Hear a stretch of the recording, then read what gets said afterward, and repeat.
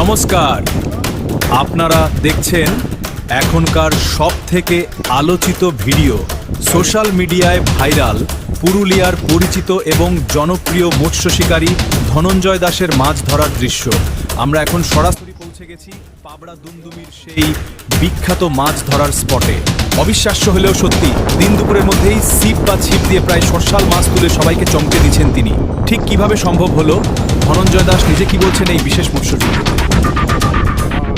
সবথেকে আলোচিত video, social মিডিয়ায় ভাইরাল এবং জনপ্রিয় মৎস্য দাসের মাছ ধরার দৃশ্য। আমরা এখন সরাসরি পৌঁছে গেছি পাবড়া দুমদুমির সেই বিখ্যাত মাছ ধরার স্পটে।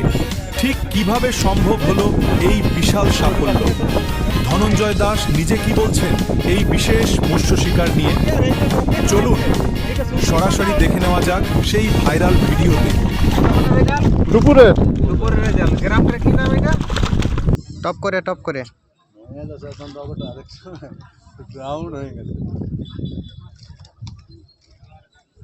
আরো ঢুকালিও আরো